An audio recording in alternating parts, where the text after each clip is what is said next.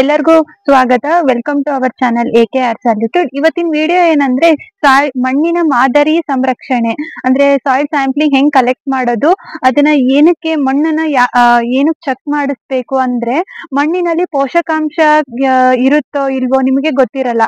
ಮಣ್ಣನ್ನ ಯಾವಾಗ ಕಲೆಕ್ಟ್ ಮಾಡ್ಕೋಬೇಕು ಅನ್ನೋದು ಗೊತ್ತಿರಲ್ಲ. ಸುಮ್ನೆ ಹೋಗಿ ಒಂದ್ ಕಡೆ ತಗೊಂಡು ಮಣ್ಣನ್ನ ನೀವು ಹೋಗಿ ಸಾಯಿಲ್ ಮಾದರಿ ಸಂರಕ್ಷಣೆ ಹತ್ರ ಹೋಗಿ ನೀವು ಚೆಕ್ ಮಾಡಿಸ್ತೀರಾ, ಆದ್ರೆ ಅದು ಕರೆಕ್ಟ್ ಆಗಿ ರಿಸಲ್ಟ್ ಕೊಡಲ್ಲ. ಏನಕ್ಕಂದ್ರೆ ನೀವು ಮಣ್ಣನ್ನ ಹೆಂಗೆ ಸ್ಯಾಂಪ್ಲಿಂಗ್ ಹೆಂಗ್ ಕಲೆಕ್ಟ್ ಮಾಡ್ಕೋಬೇಕು ಅನ್ನೋದನ್ನ ನಾವು ಇವತ್ತು ಫುಲ್ ತೋರಿಸ್ತಾ ಹೋಗ್ತೀವಿ. ಫುಲ್ ವಿಡಿಯೋನ ನೋಡ್ತಾ ಹೋಗಿ. ಏನಕ್ಕೆ ಅಂತ ಹೇಳ್ತೀನಿ. ಮೊದ್ಲು ಸಾಯಿಲ್ ನ ಏನಕ್ಕೆ ಚೆಕ್ ಮಾಡಿಸ್ಬೇಕು ನೀವು ಅಂದ್ರೆ, ನಿಮ್ಮ ಮಣ್ಣಿನಲ್ಲಿ ಪೋಷಕಾಂಶ ಇದೆಯಾ ಅಥವಾ ಇಲ್ಲ, ಅಥವಾ ಮಣ್ಣಿನಲ್ಲಿ ಏನ್ ಕೊರತೆ ಇದೆ ಅನ್ನೋದು ನಮ್ಗೆ ಒಂದು ಫಸ್ಟ್ ಕ್ಲಿಯರ್ ಆಗಿ ಗೊತ್ತಾಗುತ್ತೆ. ಈಗ ನೀವು ಬೆಳೆನ ಹಾಕಿರ್ತೀರಾ, ಫಲವತ್ತತೆ ಕರೆಕ್ಟ್ ಆಗಿ ಬಂದಿರಲ್ಲ, ಅದಕ್ಕೆ ಮಣ್ಣೊಳಗೆ ಪೋಷಕಾಂಶನೇ ಇರದೇ ಇರ್ಬೋದು, ಅಥವಾ ಏನಾದ್ರೂ ಏನು ತೊಂದ್ರೆ ಇದೆ ಅಂತ ಗೊತ್ತಿಲ್ಲ. ಯಾವಾಗ ನೀವು ಕಲೆಕ್ಟ್ ಮಾಡ್ಕೋಬೇಕಂದ್ರೆ ನೀವು ಏನಾದ್ರೂ ಬೆಳೆ ಹಾಕ್ತಿರ್ತೀರಾ, ಅದಕ್ಕಿಂತ ಮುಂಚೆ ಮಣ್ಣನ್ನ ಪರೀಕ್ಷೆ ಮಾಡಿಸ್ಬೇಕು. ಯಾವಾಗ ಮಣ್ಣನ್ನ ಕಲೆಕ್ಟ್ ಮಾಡ್ಕೋಬಾರ್ದು ಅಂದ್ರೆ, ನೀವೇನಾದ್ರೂ ಔಷಧಿ ಹೊಡೆದಿರ್ತೀರಪ್ಪ, ಏನಾದ್ರೂ ಫರ್ಟಿಲೈಸರ್ ಅಥವಾ ಏನಾದ್ರೂ ಮಣ್ಣಿಗೆ ಹಾಕಿರ್ತೀರಾ ಅಂದಾಗ ಅವಾಗ ನೀವು ಮಣ್ಣನ್ನ ಕಲೆಕ್ಟ್ ಮಾಡ್ಕೋಬಾರ್ದು. ಮತ್ತೆ ಈಗ ಮಳೆ ಬಂದೈತಿ, ಮಳೆ ಬಂದ ನೆಕ್ಸ್ಟ್ ದಿನ ನೀವು ಕಲೆಕ್ಟ್ ಮಾಡ್ಕೋಬಾರ್ದು, ಹಸಿ ಇರಬಾರ್ದು. ಆವಾಗ ನಿಮ್ಗೆ ಏನಾಗುತ್ತೆ, ಪೋಷಕಾಂಶಗಳು ಕರೆಕ್ಟ್ ಆಗಿ ಗೊತ್ತಾಗಲ್ಲ ನಿಮ್ಗೆ. ಇವಾಗ ನೀವು ಏನಾದ್ರೂ ಮಣ್ಣಿನೊಳಗೆ ನೀವು ಚೆಕ್ ಮಾಡ್ಸಕ್ಕೆ ಅಂತ ಹೋದಾಗ ಅದ್ರೊಳಗಿರೋ ಪೋಷಕಾಂಶಗಳು ನಮ್ಗೆ ಕರೆಕ್ಟ್ ಆಗಿ ತೋರ್ಸಲ್ಲ. ಅದಕ್ಕೆ ನಾವು ಯಾವಾಗ ಕಲೆಕ್ಟ್ ಮಾಡ್ಕೋಬೇಕಂದ್ರೆ, ನೀವು ಯಾವಾಗ ಬೆಳೆ ಹಾಕ್ತಿರ್ತೀರಲ್ಲ ಅದಕ್ಕಿಂತ ಮುಂಚೆ ನೀವು ಮಣ್ಣನ್ನ ಕಲೆಕ್ಟ್ ಮಾಡ್ಕೊಂಡು ನೀವು ಚೆಕ್ ಮಾಡಿಸ್ಬೇಕು. ಈಗ ಹೆಂಗೆ ಕಲೆಕ್ಟ್ ಮಾಡ್ಕೋಬೇಕು, ಯಾವ ತರ ಒಂದು ಪ್ರೊಸೀಜರ್ ಇರ್ತದಲ್ಲ, ಆ ಪ್ರೊಸೀಜರ್ ನ ನಾವು ಇವಾಗ ನೋಡ್ತಾ ಹೋಗೋಣ. ಕರೆಕ್ಟ್ ರೀತಿಯಲ್ಲಿ ಕಲೆಕ್ಟ್ ಮಾಡ್ಕೋಬೇಕು. ಫಸ್ಟ್ ಎಲ್ಲಿ ಅಂದ್ರೆ ಗಿಡದ ಬಳಿ ಇಲ್ಲಿ ತೋರ್ಸು. ಈಗ ಈ ಮರ ಅಥವಾ ಗಿಡ ಇರ್ತಾವಲ್ಲ, ಈ ಗಿಡದ ತಳಗೆ ನೀವು ಇಲ್ಲಿ ಮಣ್ಣನ್ನ ಕಲೆಕ್ಟ್ ಮಾಡ್ಕೋಬಾರ್ದು. ಯಾಕಂದ್ರೆ ಇಲ್ಲಿ ಪೋಷಕಾಂಶ ಇರ್ಬೋದು, ಇಲ್ಲಿ ಇರಲ್ಲ. ಯಾಕಂದ್ರೆ ಇಲ್ಲಿ ನೆಳ್ಳಿರುತ್ತೆ ಅಥವಾ ಏನೋ ಒಂದು ಇದಿರುತ್ತೆ. ನಮ್ಗೆ ಈ ಮರದ ತಳಗೆ ಅಥವಾ ಗಿಡದ ತಳಗೆ ಮಣ್ಣನ್ನ ಕಲೆಕ್ಟ್ ಮಾಡ್ಕೋಬಾರ್ದು. ಮತ್ತೆ ಲೈಟಿ ಕಂಬ ಇರುತ್ತಲ್ಲ, ಲೈಟಿ ಕಂಬದ ತಳಗೆ ಮಣ್ಣನ್ನ ಕಲೆಕ್ಟ್ ಮಾಡ್ಕೋಬಾರ್ದು.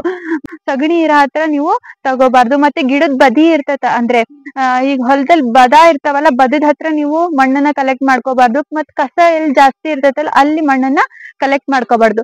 ಇವು ಮೇನ್ 5 ಪಾಯಿಂಟ್ಸ್ ಏನಂದ್ರೆ, ಗಿಡದ ತಳಕ್ ತಗೋಬಾರ್ದು, ಮತ್ತೆ ಲೈಟಿ ಕಂಬದ ತಳಕ್ ತಗೋಬಾರ್ದು, ಮತ್ತೆ ಇದು ಸಗಣಿ ಗೊಬ್ಬರ ಅಥವಾ ಈ ತರ ಏನಾದ್ರು ಗೊಬ್ಬರದ ತಳ ಇರೋ ಹತ್ರ ತಗೋಬಾರ್ದು, ಮತ್ತೆ ನೀವು ಕಸ ಇರೋ ಹತ್ರ ತಗೋಬಾರ್ದು. ಮಣ್ಣನ್ನ ಎಲ್ಲಿ ತಗೋಬೇಕು ಹಾಗಾದ್ರೆ ಅಂದ್ರೆ, ಹಿಂಗೆ ಓಪನ್ ಸ್ಪೇಸ್ ಇರುತ್ತಲ್ಲ, ಹಿಂಗ ಓಪನ್ ಇರುತ್ತಲ್ಲ, ಇಲ್ಲಿ ನೀವು ಯಾವ ತರ ತೆಗಿಬೇಕು ಅಂದ್ರೆ ಜಿಗ್ಜಾಗ್ ಶೇಪ್ ಅಂದ್ರೆ ಗೊತ್ತಲ್ಲ, Z ಆಕಾರದಲ್ಲಿ ನೀವು ತಗೋಬೇಕು.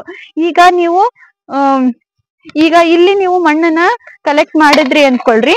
ಇಲ್ಲಿ ನೀವು ಮಣ್ಣನ್ನ ಕಲೆಕ್ಟ್ ಮಾಡಿದ್ರಿ ಅಂದ್ರೆ ಇವಾಗ ಇದು Z ಆಕಾರದಲ್ಲಿ ಇಲ್ಲಿ ತಗೊಂಡ್ರಿ ಅಂದ್ರೆ ಇನ್ನೆಲ್ಲ ಅಲ್ಲಿ ತಗೋಬೇಕು, ಮತ್ತೆ ಇಲ್ಲಿ ತಗೋಬೇಕು, ಇಲ್ಲಿ ಅಂದ್ರೆ ಈ ಕಡೆ ತಗೋಬೇಕು, ಈ ತರ ತಗೋಬೇಕು. Z ಆಕಾರದಲ್ಲಿ ನೀವು ಮಣ್ಣನ್ನ ಕಲೆಕ್ಟ್ ಮಾಡ್ಬೇಕು.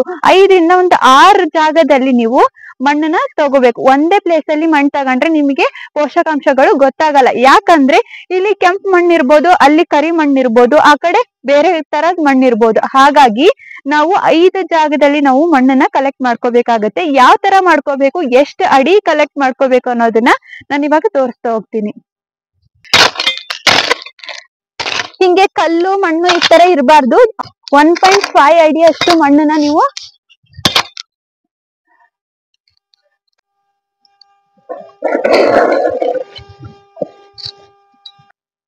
ಇವಾಗ 5 ಜಾಗದ ಹತ್ರ ನಾವು 1 kg ಮಣ್ಣಾಗ ಅಷ್ಟು ತಗೊಂಡ್ ಬಂದೀವಿ. 1 kg ಮಣ್ಣು ಆದ್ಮೇಲೆ ಅದನ್ನ ಯಾವ ತರ ನಾವು ಡಿವೈಡ್ ಮಾಡ್ಬೇಕಂದ್ರೆ, ಇವಾಗ ನೋಡ್ತಿರ್ಬೋದು ಇಲ್ಲಿ ಈಗ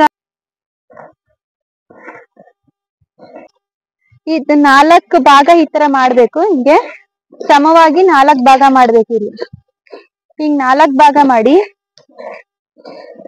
ಇದ್ರಲ್ಲಿ ಈ ಭಾಗನ ತೆಗಿಬೇಕು.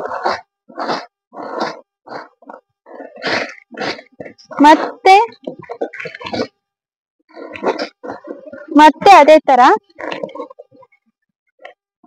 4 ಭಾಗ ಮಾಡ್ಬೇಕು.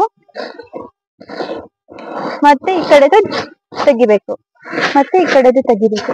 ಇವಾಗ ಇನ್ನು ಉಳ್ದಿದ್ದೇನು ಇರುತ್ತಲ್ಲ ಅದನ್ನ ನೀವು 1 kg ಆಗಷ್ಟು ನೀವು ಮಣ್ಣಿಗೆ ಕಲೆಕ್ಟ್ ಮಾಡ್ಕೊಂಡು ಇದ್ರೊಳಲ್ಲಿ ಲೇಬಲ್ ಇರುತ್ತಲ್ಲ, ಲೇಬಲ್ ನಿಮ್ ಹೆಸರು ಮತ್ತೆ ಹಿಂದೆ ಯಾವ ಬೆಳೆ ಹಾಕಿರ್ತೀರಾ, ಮುಂದೆ ಯಾವ ಬೆಳೆ ಹಾಕ್ತೀರಾ, ನಿಮ್ಮ ಹೆಸರು ಮತ್ ತಗೊಂಡ್ ಹೋಗ್ಬೇಕು. ಈ ತರ ಯಾಕೆ ನಾವು ಭಾಗಗಳಾಗಿ ಮಾಡಿ ತೆಗಿತೀವಿ ಅಂದ್ರೆ, ಇವಾಗ ನೀವು ನಾ ಹೇಳಿದೆ ಅವಾಗ್ಲೇ, ನೀವು ಒಂದ್ ಕಡೆ ಪ್ಲೇಸ್ ತಗೊಂಬಂದಿರೋದು, ಒಂದ್ ಕಡೆ ಸ್ಥಳದಾಗ ತಗೊಂಡಿರೋದು ಕೆಂಪ್ ಮಣ್ಣಾಗಿರ್ಬೋದು, ಇನ್ನೊಂದ್ ಸ್ಥಳದಾಗ ತಗೊಂಡಿರೋದು ಕಪ್ ಮಣ್ಣಾಗಿರ್ಬೋದು, ಅವೆರಡು ಮಿಶ್ರಣ ಆಗ್ಲಿ ಅಂತ ಈ ತರ ಭಾಗ ಮಾಡ್ತೀವಿ.